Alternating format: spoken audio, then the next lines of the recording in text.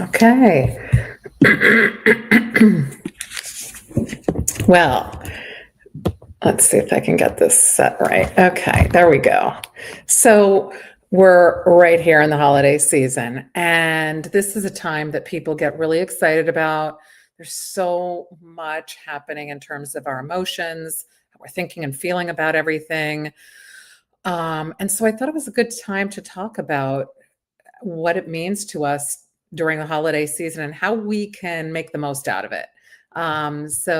Welcome today. I am Deborah Heiser. I'm an applied developmental psychologist.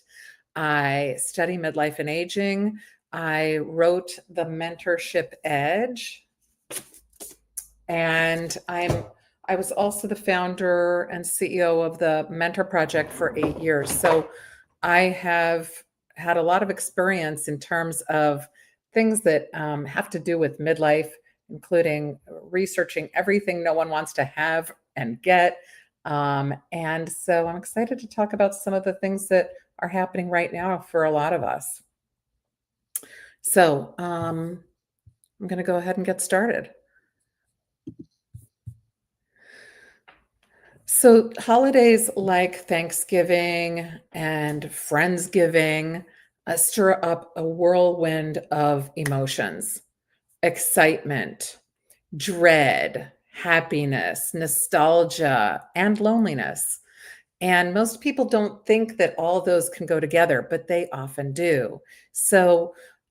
Research shows that more than 60% of Americans become more stressed around the holidays.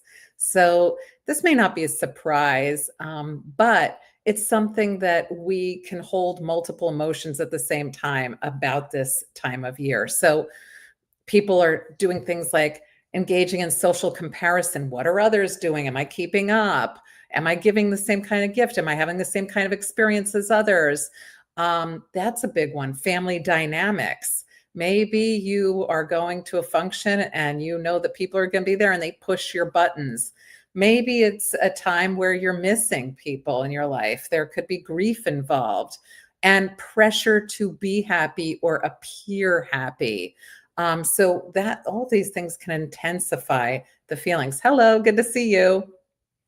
So this is a time that can be tricky for so many people because of this. It's a time when people can feel like it can get overwhelming. So I'm doing well. Hope you are too. So let's unpack some of this because there's a lot happening, but there's a lot we can do about it. And part of it is really being intentional about how we think about everything happening in the holidays. So the healthiest way for us to cope is to accept that these emotions are normal. We should be accepting that we don't need to come into these holidays feeling just pure, unadulterated joy. There's going to be a lot of complexity to it. So that's normal. That should be expected. Not everybody is going to be very sincere about how they're really feeling during the holidays, but almost everybody has a whole mix or an array of feelings.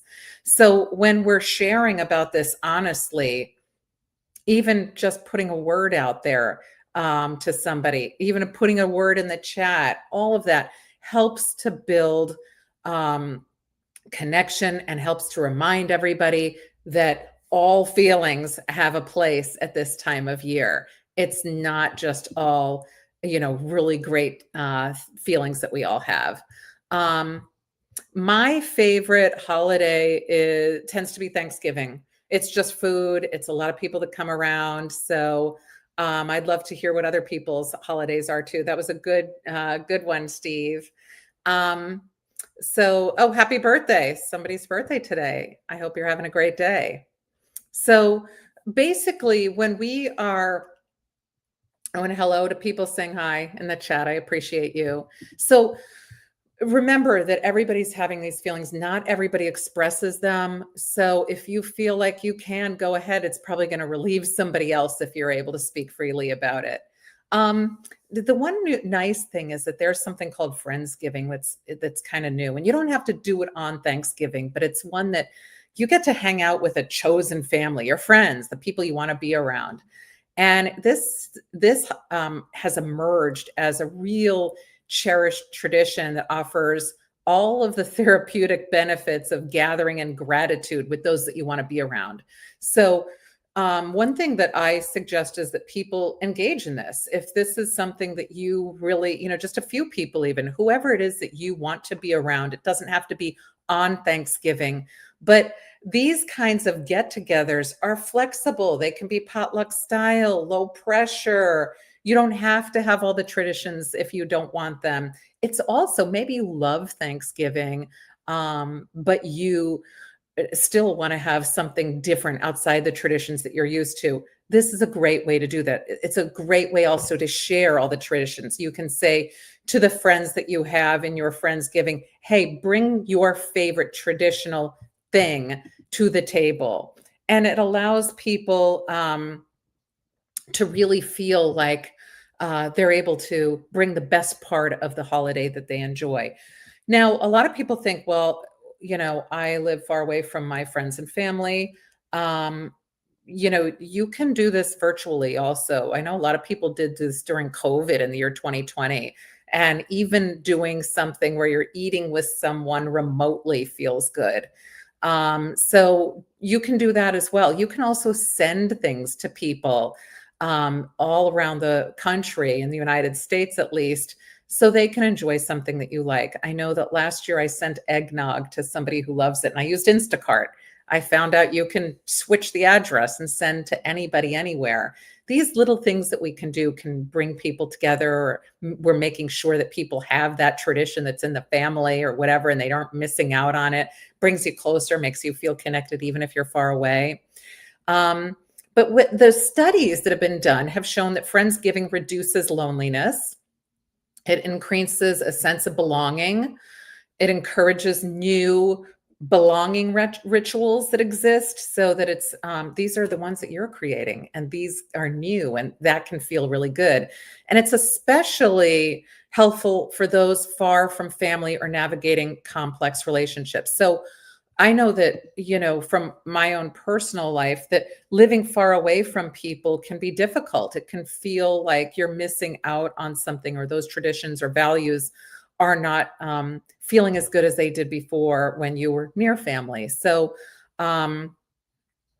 this is something that might be useful for you. So Steve, you're saying that your annual traditions remind you of Groundhog Day. You celebrate the same holidays in an annual rotation. You know, Sometimes that feels good for people, and other times it can feel like Groundhog Day. You're right. Some people would not want to admit that, but because they would feel like, oh, should I say that? But that's true. We can feel like that, like, oh, it can even feel boring to some. So, these are the kinds of things that if we're really to, there we go. If we're to really take a look at Friendsgiving and Thanksgiving and this holiday that we're really coming up to, being aware of, hey, it feels like Groundhog Day. I'm going to do the same thing I did every other year, or feeling like, hey, here are the things that I'm looking forward to. Just think that you have some control here about some of what you can do by adding to it with a Friendsgiving, by hosting something in addition to the regular Thanksgiving. It can be before or after. Even some people do a Thanksgiving, like a friends version that is after Thanksgiving. Like you have your dinner and it's on Thanksgiving, but it's afterwards. And that could be just desserts with people. It could be whatever you want it to be, but it can make it so that it feels extra special. It makes it so that the day gets extended longer, and so that you get a little something of what you're looking for. So if you're feeling like your holidays are like Groundhog Day, change it up a little, add something to it, make it a little bit different. Also, focus on contributions where everybody is bringing a gift, or not a gift, could be if you wanted it to be, but a dish, a tradition, a story. The reason for that is not so that you have extra dishes and less work to do, but because everybody feels included and you get to have everybody feeling like they're actually part of it. That's sometimes really important for people to feel like they're bringing something, and when they bring something, it lets them feel included, like they're part of it. And that's something that, if you are going somewhere and you say, "Hey, I'd really like to bring something. I know that you said you didn't need it, but I'd like to bring a little something. This is what we do, or I'd like to add some new tradition," whatever it is, that can help to feel more connected with the event. Oh, that's so cool, Steve. You said you used to wrap your Christmas gifts in the Sunday newspaper comics. I know so many people who used to do that. It was the most adorable wrapping paper. What a blast from the past memory. I love that. Yeah, now newspapers cost more than wrapping paper. That's true. Those were the cutest gifts. Getting creative with things is a great way to do that.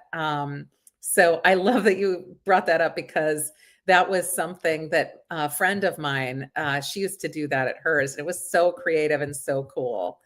Um, you know, I know that some people have done things like they take like the grocery store, um, craft colored paper bags, and they put paint on it. They paint themselves, use paint on it, and it really makes it look beautiful. So you can make it any way you want.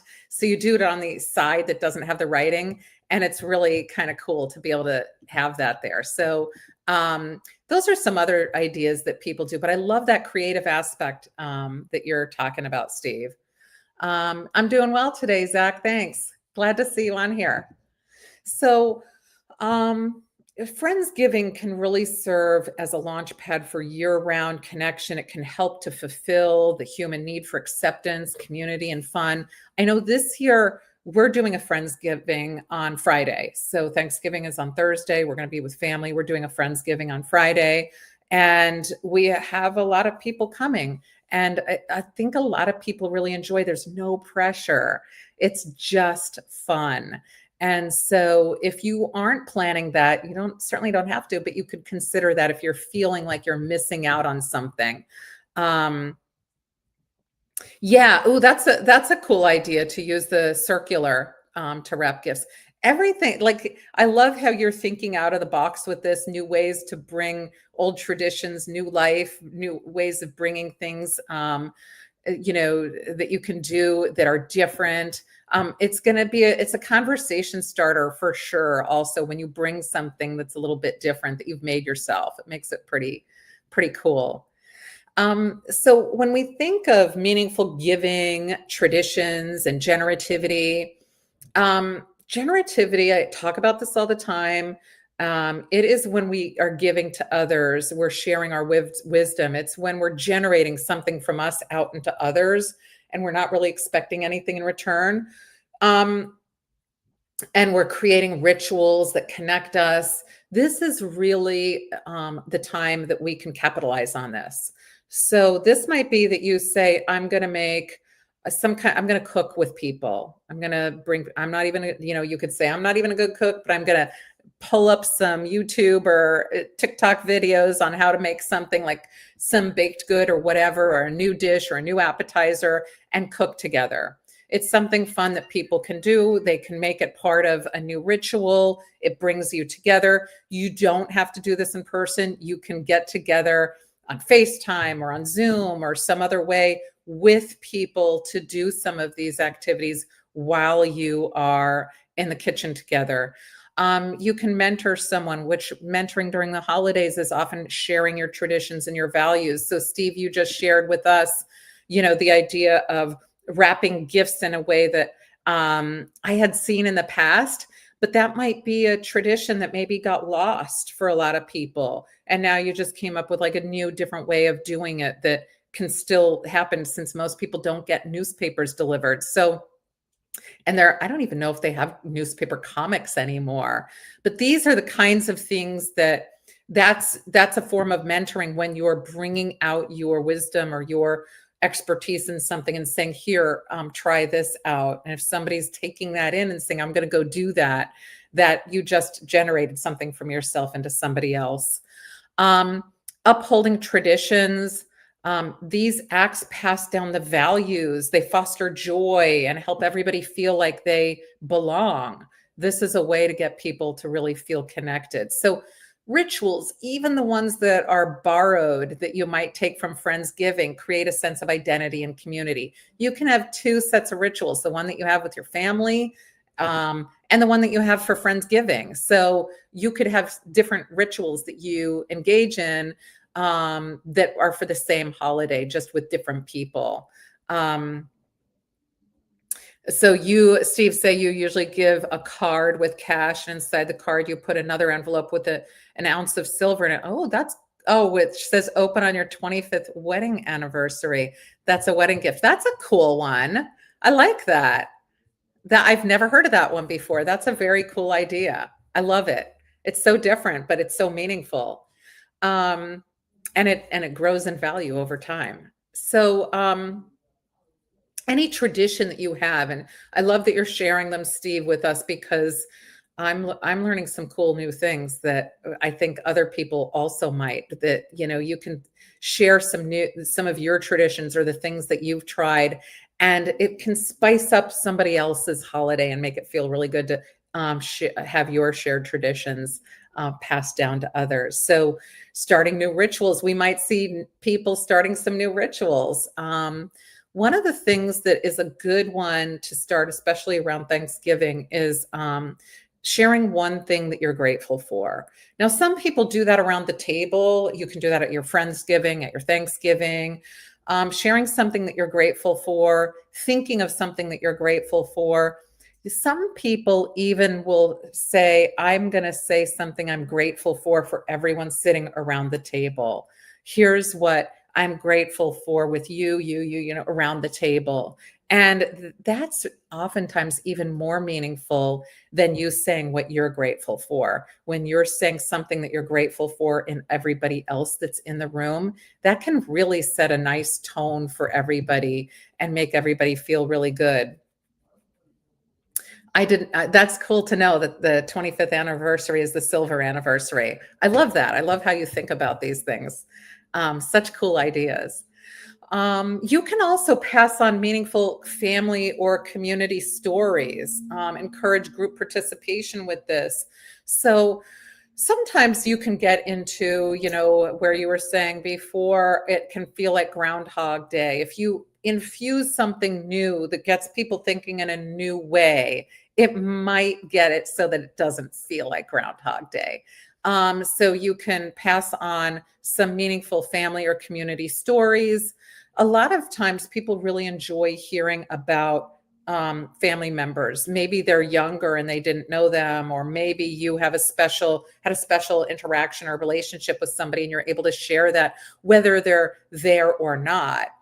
Maybe they're long gone. Whatever the deal is, this is a great time to share that, and to encourage others to share about people. You can do this with your friends as well, sharing fun stories that you had with friends over the years. Memories, those sorts of things, those make a holiday then feel a lot more festive. So, and I'm going to be talking a little bit about managing holiday stress and expectations. Sometimes by adding something a little bit new that can take the pressure off can help with that. So, holidays are rarely perfect. Research shows that striving for a flawless event can lead to more stress and less satisfaction. It can, if you're able to think of the holidays as, sort of just saying, I know that something could go wrong, it's going to be okay. But the better approach is to really set a realistic expectation.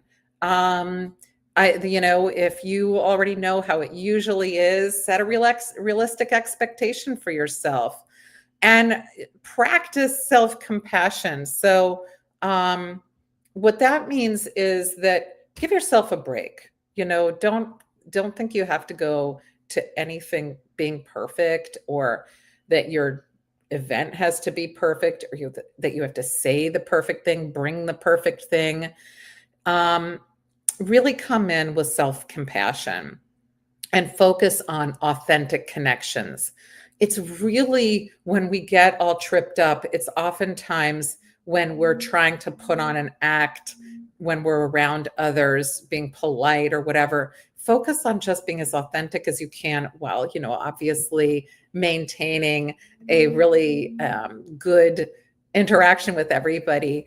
But relax your standards. Relax your standards around the food, around the decor, around the plans. Maybe something gets burned or ruined, or you forget to set something out. I can't tell you how many years I forgot to set something out. I made something and I was so excited about it. And then it sat in my fridge because I forgot about it. One year I left something in the oven and didn't realize until I was cleaning up that I made something that I was excited about and it just got forgotten about. So limit your commitments. Don't try to do it all. Sometimes less is more, especially if it's going to stress you out to do a lot more. People don't notice if there's one less item on the table. You can also say to people, bring something, provide something. That's going to help you quite a bit. And share holiday mishaps and laugh about it. What kind of thing happened during the holidays that you can say, oh my gosh, that was really funny. I couldn't believe I left, the rolls in the oven. This is a real story on my part.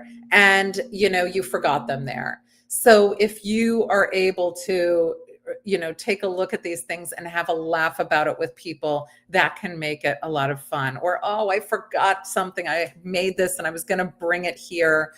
And share your holiday mishaps and have a laugh about it.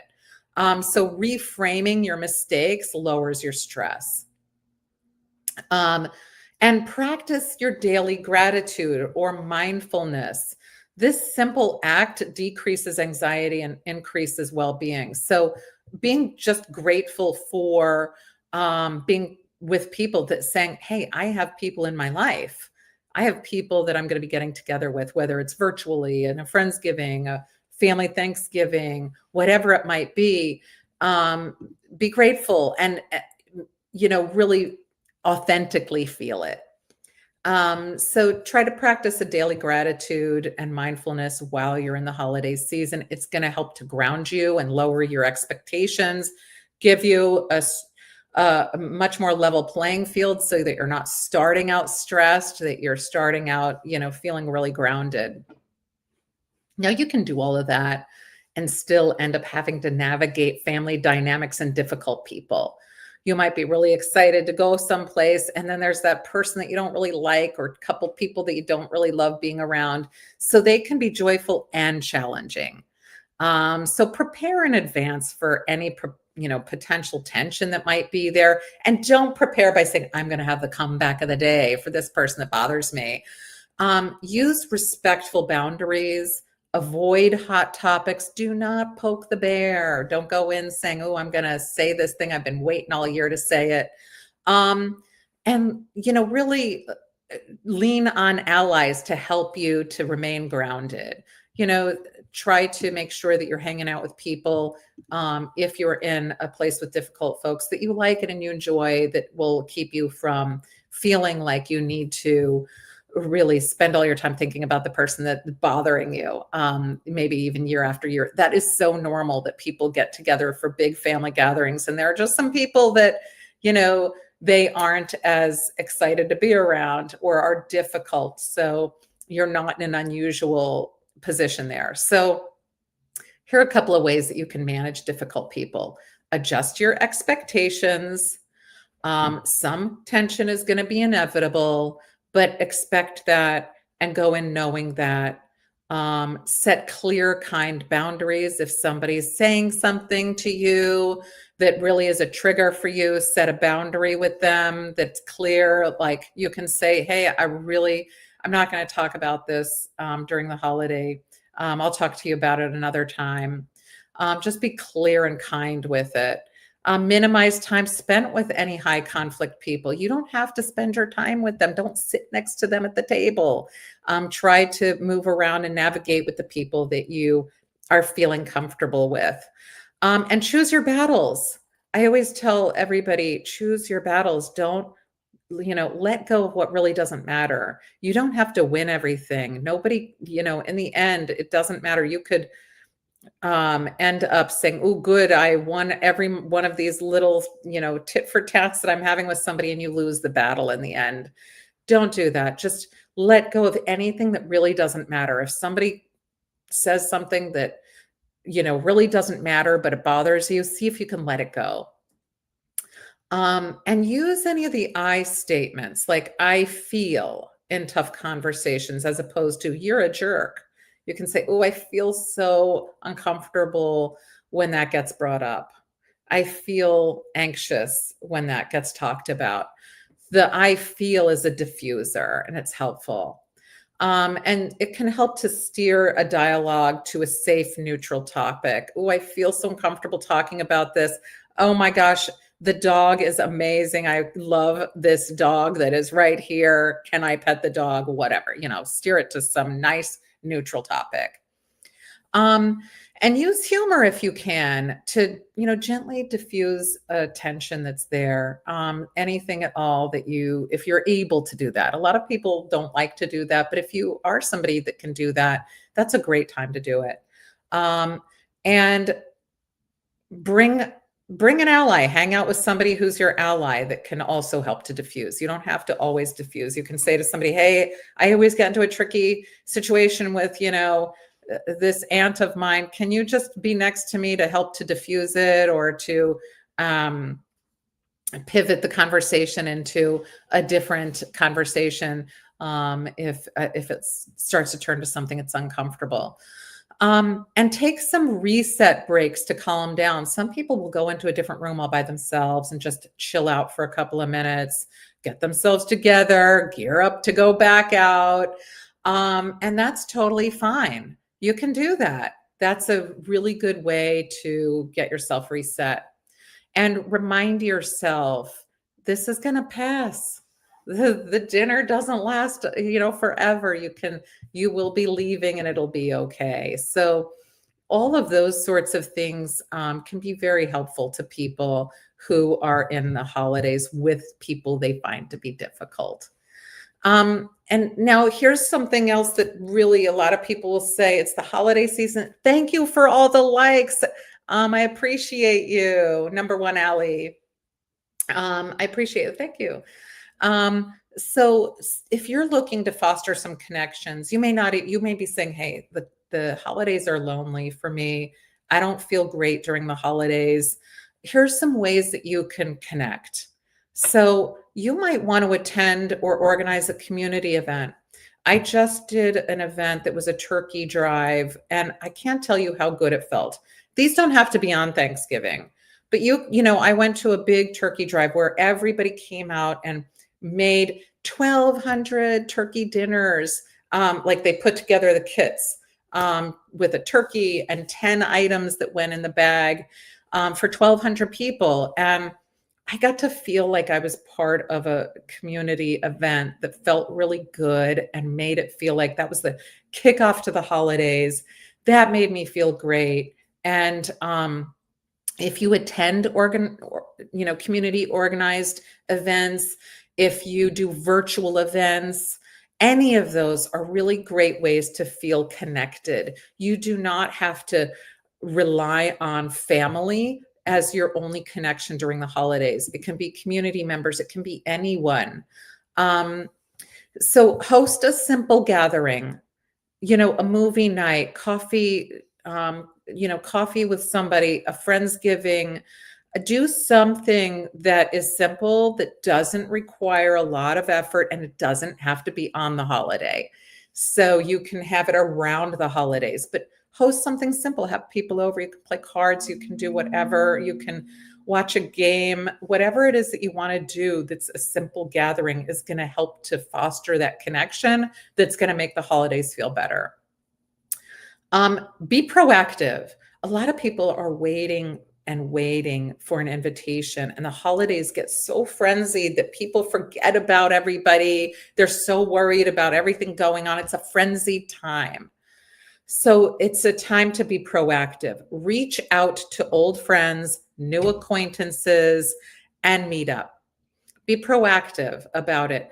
Everybody's thinking about all kinds of things. So it's a time that people will say, "Oh, I haven't been invited anywhere. Nobody invited me to anything," and they feel left out.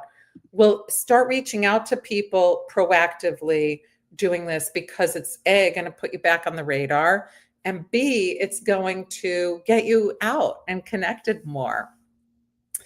Um, Another thing is to volunteer for a cause or community service. There's nothing better than feeling part of the community in some way that makes you feel like you're being productive and that you're doing something important. So you can get involved right now in any kind of a community service thing. There's so many clubs and groups in all sorts of towns all over the country. There's like the Lions clubs, there's the Rotary, there's Shriners. It doesn't matter what your thing is. It could be getting hooked up with an animal shelter. It can be doing work for the library. Like, just get out and connected in the community in some way. And by community, it doesn't have to be your direct community. Maybe you say, "Hey, I want to do something that's more global." So there's a lot of online ways to do that. But by connecting in that way, it really does foster that connected feeling during the holiday that we're all kind of looking for. Share your family or cultural traditions with others. If you're going someplace, see if you can bring a little something or do a little something that is a family culture that you want to pass on. Or if you're hosting a small event, say, "Oh, I'm going to share with you something my family has always done," and share that cultural or traditional thing that you've always grown up with. Organize a group activity. This can be go out and play pickleball. This can be board games. This could be cards. This could be creating art. This could be cooking. I know that just recently I saw a notice that people were doing like a painting party, those kinds of things. It could be anything you want it to be. Use digital tools for long distance socializing. Get a group of people that all live far apart and do an online gathering. So we've done this in my family. When a person has a birthday, we have relatives all the way on the other side of the world, and we will get on and do a birthday, or something like that, where we can, where you can have a big gathering that's a sort of a global gathering, which is kind of fun. Start an online gratitude circle or journaling project where you're doing this with other people, so that it feels like you're connected with others. You're not just doing it alone. You're doing it with others, and then you get to feel connected. You don't have to share what you're writing, but you can share that you wrote and maybe how it felt to write. Those kinds of things. Those are always wonderful things that people do, and all the time. And celebrate progress, milestones, small wins.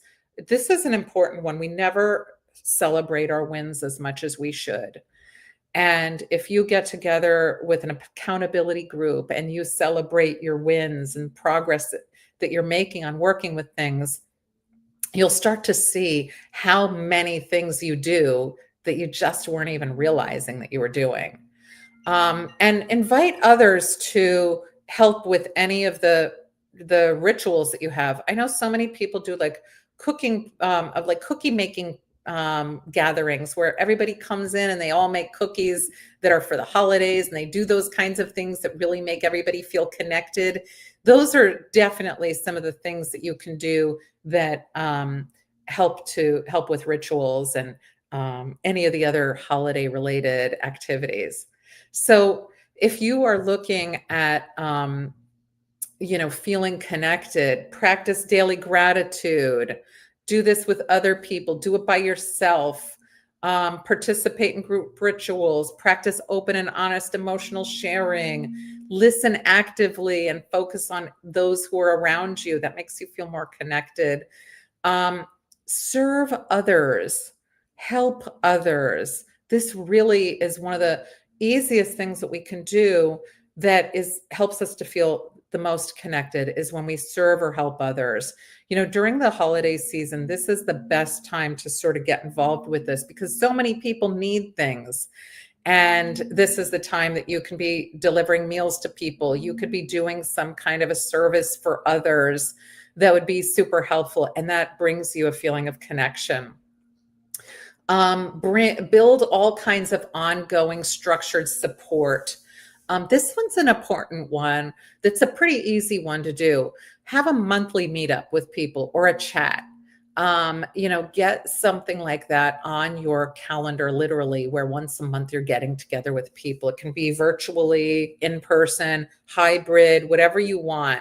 But make sure that if you can get something structured, that's going to be really great for you to feel connected during the holidays. Create new rituals. We talked about this already. Friendsgiving, just making small gatherings that have no pressure put on them. Be a mentor to others. Share and learn from others. Use mindfulness, self-compassion, and most importantly, this one's the big one that a lot of people underestimate the power of, and that is staying curious. Get curious about other people's traditions, other people's cultures, other people's gatherings. If your gatherings are feeling like Groundhog Day, like Steve was saying before, then stay curious. What is something else that I could add to it? While we were in the chat, there were all kinds of ideas that Steve was coming up with to enhance his holidays. But you can draw from other people's holidays and say, I'm going to add this to it. I want to get curious and embrace new people, embrace new experiences, new traditions, new values, because that really allows you to feel like you have, other things to look forward to. It makes it like a happy experience.